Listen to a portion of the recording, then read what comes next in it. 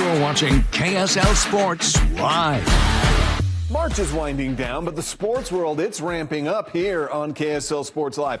Over the next half hour, we'll take you to the golf course where Tony Finau is trying to protect his 36-hole lead. We take you to the Diamond. Opening weekend is here in Big League Baseball, but also a great game in Provo. We'll be on the football field for a look at spring practices with the Cougars and Utes, and we look ahead to the NFL draft with Stevenson Sylvester.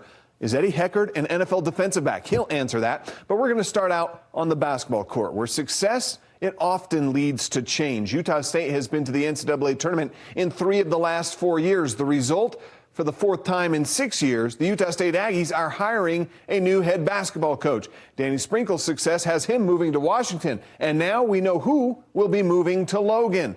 Utah State announced this morning that Jared Calhoun has been hired as the Aggies' new basketball head coach. Calhoun has been the coach at Youngstown State for the past 7 years. He took a team that had an 8-win season in year 1 to a team that has won 22-plus games in each of the past 2 seasons, and they won a conference title as well. According to reports, Calhoun has agreed to a 5-year deal, and the school reportedly is stepping up its financial commitment to staff in order to remain competitive in the Mountain West as soon as next season.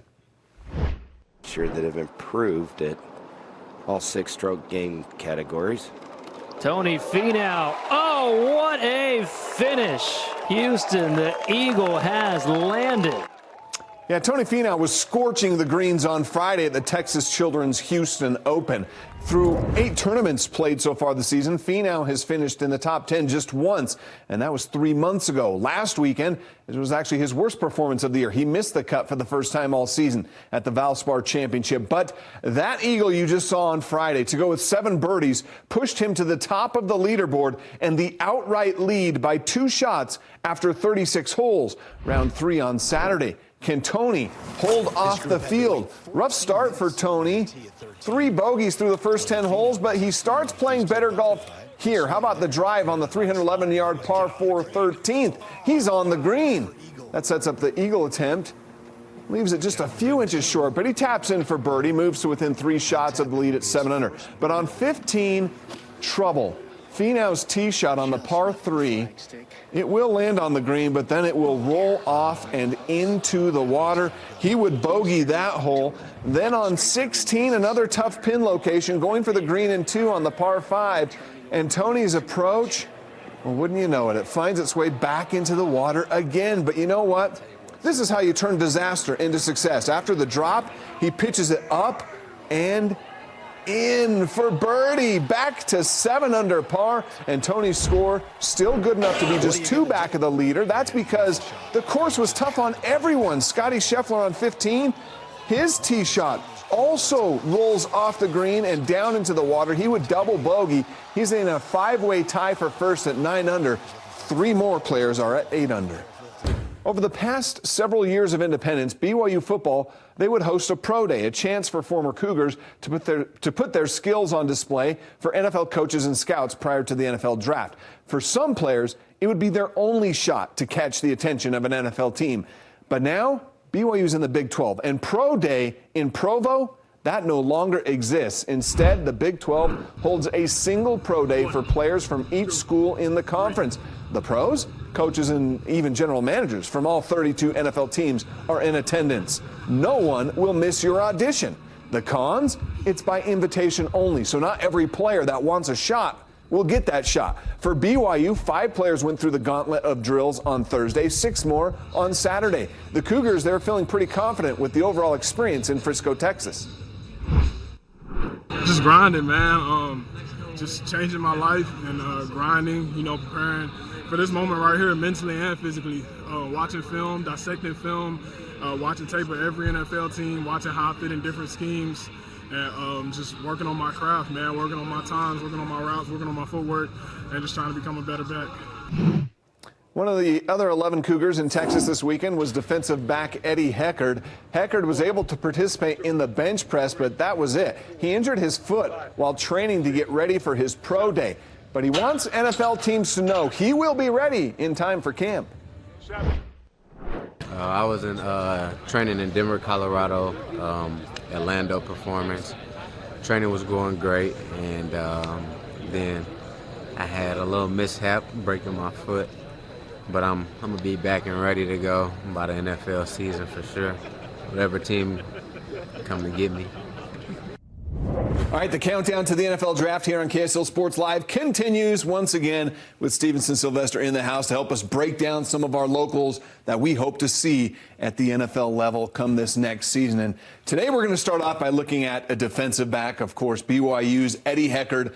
When you look at some of his measurables, Sly, I think you see a guy that definitely could fit in the NFL. Pretty good size for a defensive back. Yeah, no question. I mean, Eddie splashes on the field. Yeah. You know, no matter where he's at, he makes plays all over the field. 5'10", 190. He plays all the different defensive back positions. I think he could play the post safety, even a down safety. But what BYU used the most is in the mix. That little rover safety, almost nickel position. But you've seen him make plays from the deep corner, left corner, right corner. He could play all over the field. 25 years old, hurt his foot getting ready for pro day. Are those going to be setbacks, do you think? I don't think so. You know, because when you put on the tape, the things that splash to me are the things that you want in a veteran, which will take a couple years to develop. So honestly, you're getting a veteran guy if you draft this guy right now. He understands the game, and that's what his coaches will tell you. All scouts will just tell you that he understands the game. Biggest thing that I love about him is his intelligence. Here's his pick six against Oklahoma State. Crazy, right? Quarterback sets up. He's already got his feet ready to go that direction. But here, how do you know it's not a fade route? He understands what the quarterback's angle is, from it being a drop back fade throw or a short in the flat throw. He had no over-the-top help, so him gambling on that is 100% him. And again, his intelligence, right? He's going to 4 under 3 deep defense. He has the flat up here, but he sees number one smoke go all the way out there. He's like, I'm not going to waste myself. He helps the other hook defender and packs in that second guy and makes a one-handed grab right there. Eddie Heckard makes plays all over the field, but the biggest thing is he understands the game. He understands what's going on, and that right there will translate to big-time plays. All right, football intelligence, as you mentioned, critical at the NFL level. When we look at what he did at BYU, though, I think these numbers, what do these numbers tell you? In one season at BYU, I mean, he had 7 picks in 5 years at Weber. Here he is at BYU making plays all over the field. Yeah, I mean, people question and say, like, oh, can he translate from the FCS to D1 level? This tells you right here. 5 interceptions, a sack, 3 forced fumbles. But again, he was making plays all over the place. You played him all over the field, so you couldn't exactly put him in one position. There, he created body position, understanding he had help over the top so he could undercut it. Here, Eddie Heckard just makes plays all over the place. He just understands where he needs to be. And the ball, it's like, there's guys on certain football teams. I played with Eric Weddle. I played with Troy Polamalu. The ball just attracts himself to him. And he's one of those guys. Here, he's going to blitz from that nickel position. Again, you can put him anywhere on this defense. But here from the nickel position, look at the rush move. This is look, taking the inside track. The running back is outside. He's giving me the inside. And then this is like the play of the game. This helps seal the game from him. Forced fumble makes it happen. But Eddie Heckard, even here, this is a double slant combination, right? He has the inside receiver, bumps off into the first receiver. That's a concept thing. Again, that's his intelligence. That's him understanding, like, okay, I know that somebody's coming out to bump on my guy. I got to bump on the other guy. Gets into that passing window, takes to the house. Eddie Heckard is a baller, playmaker, and the guy you want on your football team. He's super athletic, which you love to see. We saw it there on the tape. He's got a nose for the football, which you love to see. He's a football player, not just the through and through. All right, so if you're wearing the GM hat on draft day and Eddie Heckard's name is on your draft board, where are you thinking, somewhere on draft day, where do you think he ends up? Maybe what type of defense does he fit with? Me, I'd take this guy in the 4th round. Okay. He'd be a 4th round, 5th round guy for me, simply because of his versatility. One, I know it'll translate to special teams. I've seen how aggressive he is in the running game. He can put his face in it, man. He's ready to make a tackle. That's something you don't get from every DB. And then you can rotate him throughout the defense. He blitzes well. He covers well. He understands defensive concepts and passing routes well. So I would take him in the 4th round. The team would really analyze the film and understand what type of guy this is. One, from his character. His coaches will tell you he is the leader on the team. He will do everything on special teams. He'll do everything on defense. Whatever you ask of him, you'll get it done. And he's like a veteran you'll get at a rookie position. So I think he'll drop down to the 5th or 6th round because I think there's bias within his GMs. Sure. But he's a playmaker. As soon as you put it on the tape, you'll realize that. All right, Sly. Good stuff. Can't wait to see where he ends up on draft day. We'll have more coming up a bit later on. We're going to talk about a Utah offensive lineman. Merrill again. Got it. All he needs is daylight. Yeah, we're going to talk about Sam Merrill, too. A local legend in Utah is now carving out a spot for himself in Cavs history. More on that and the continuing woes of the Utah Jazz coming up. Last year, he's a little, hesitant with some things, but, he got in the playbook, and he's really coming along. Cam Rising is back, but who will be his backup? More from Utah Spring Football, and as mentioned, Sly will be talking about and taking a closer look at Utah's Satoa Laumea and his draft potential. That's coming up.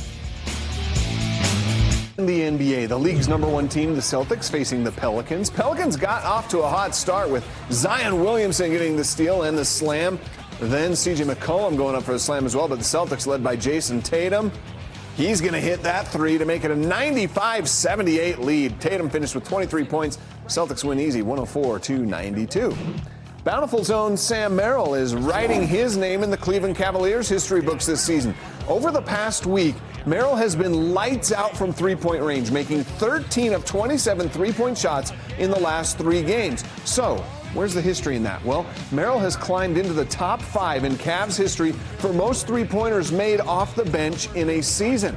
He's in pretty good company here. Merrill has now made 134 three-pointers this season off the bench. He's just 10 behind Jordan Clarkson for 3rd on the Cavs all-time list, but he'll still need to make 40 over the next 8 games to break Kevin Love's record of 173. Why not? 5 three-pointers a game, you can do it. All right, the slide, it continues here in Utah. 8 straight losses for the Jazz. At this point, the coaches, players, and I'm pretty sure the fans are probably just counting down the days to the end of the season. Hit that finish line. The Jazz have been leaning heavily on its young core over the past few weeks, but on Friday night at Delta Center, the rookies, they weren't getting the job done either. Keontae George was just 3 of 12 shooting. Bryce Sensabaugh was 0 for 8. Neither making a single 3 in the game either. Colin Sexton, though, had 29 points, 6 rebounds, and 5 assists, while John Collins had 30 points and 11 rebounds. They did have a chance in the final seconds, but Fred VanVleet banked one in to put the game away, and the Jazz back on the court tomorrow in Sacramento against the Kings. All right, back to college football, where Cam Rising in a football uniform at the U, that's a sight for sore eyes for Utah fans, even if it is just spring football. Now, how he returns from his knee injury, that's a big question this offseason. But maybe an even bigger question, if Cam goes down, who would step in this season? Isaac Wilson enrolled early at the U and is participating in spring ball, competing with Brandon Rose for those second-team reps. Rose also missed all of last season with an injury, but so far this spring, he's looked pretty good. Coach Whittingham has praised him for showing more confidence and command of the offense, while Wilson continues to push him for those valuable reps. Last year, he's a little, hesitant with some things, but, he got in the playbook, and he's really coming along. He's making fast decisions. He has a nice arm. It looks good. He's coming along pretty well, too. Taking another step forward. There's a great battle going on between him and Isaac Wilson right now for that #2 spot, the #2 QB spot. And they're both competing extremely well, and be interesting to see what happens these last 7 reps. All right, we bring Sly back in to talk a little bit about offensive line now as we look ahead to the NFL draft. It seems like there's never enough offensive linemen on draft day, but this is a good one. University of Utah, 4-year starter, Satoa Laumea, and you look at everything that he measured up to be at the combine. He got the invite to pro day. Mm-hmm. He looks like an NFL offensive lineman. Oh, yeah, man. He got the body, right? Mm-hmm. And I think that's one of his biggest things. This guy projects to be an outstanding offensive lineman.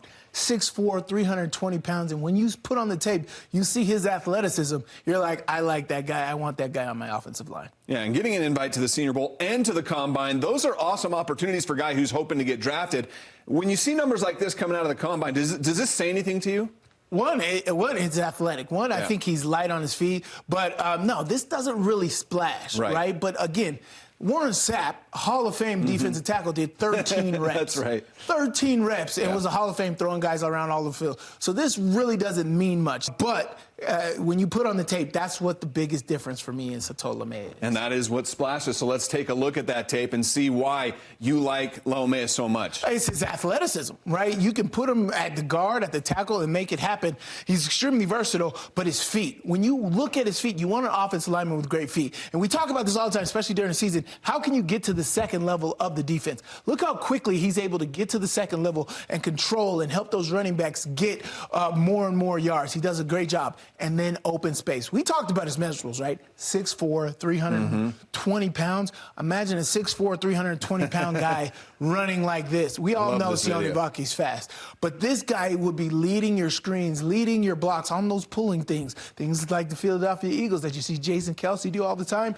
You want big guys like that that have the potential to be monsters on the offensive line. Okay, so we saw his athleticism, his ability to get upfield quickly. Why is it important for an NFL offensive lineman also to be able to pass off a defender, though, also, you know? And he does it from the guard position and from the tackle position. Here he's able to handle an inside stunt from the D tackle, which is great. He stunt inside. He picks that up great. Look at the hand on the guards to make sure there's nothing that seeps through there. That's good intelligence and understanding what's going on. That translates to the next level. All right, so this is a guy, though, who started the last 25 games at the U at right tackle. But before that, he was starting as an offensive guard. And is that where he fits at the next level? Yeah, I mean, when you talk to scouts, you hear all the projections about him. He's projecting as an offensive guard, which is good starting out. A good rookie would need to start out at guard because you'll be covered up by the tackle and the center, so you'll have help. But one, his athleticism will be able to do it. 6'4", 320 pounds that can get to the second level easy. We were able to have plenty of running plays back when he was playing guard. Was back to the Ty Jordan days. But look how easily he's able to get up to that second and third level, push guys around, very athletic, as we said, to be able to move guys. We saw him at Pro Day. He has great feet, and I think that's what a lot of NFL guys would absolutely love about this guy. And so I'm expecting him to have some great day on draft day.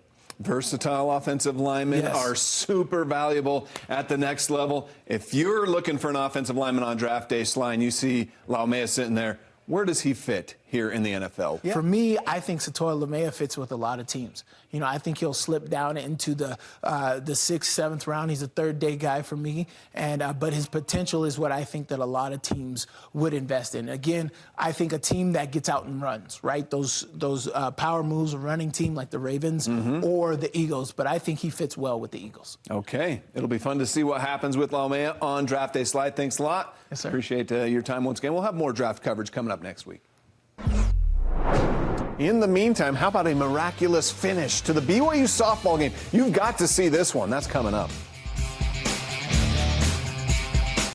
To the Big 12 has been big for both football and basketball, of course. But in softball, it's a gauntlet. 3 teams from the Big 12 are in the top 10 national rankings, including number 1 Oklahoma and number 2 Texas. On Friday, BYU had a chance to win its first series in the Big 12 this season against Houston.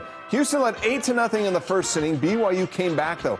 Kiel Kamoku hits that homer in the 4th inning, a 7-run inning, which gave BYU a 12-9 lead. Houston would go up 13-12 in the 7th and final inning. That's when BYU's Ailana Agbayani goes yard to tie it up at 13. So we go to extra innings. And in the 9th, BYU down 2, bases loaded for Hunter Ava. Smith with the 1-1 pitch, and that ball crushed over the head, and it's a grand slam! Walk-off home run! And that's your ball game. Ava with the walk-off grand slam. BYU wins 17-15, their first series of Big 12 play.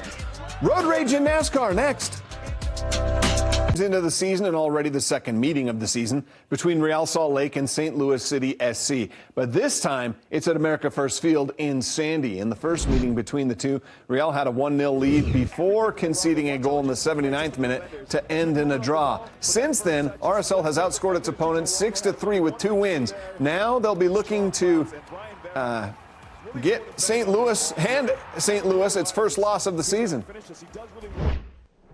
You know, I think they're a well-oiled machine in that they play the same way whether they're at home or away, and they're obviously a team that's going to want to get pressure on the ball. They're a team that like to get out on the break and really cause problems, and they're good on set pieces. And so, for us, it's really continuing to improve the way we want to play against a really good opponent. Phil Connors once uttered these wise words. Don't drive angry, but in NASCAR, driving angry is almost a weekly thing. And when you're really angry, well, things like this happen. Joey Gase didn't finish today's Xfinity Series race because of a wreck, so he took out his frustrations by ripping off part of his car and throwing it at Dawson Cram, the other driver involved in the crash. Don't do this on the road, folks. We'll see you tonight at 9.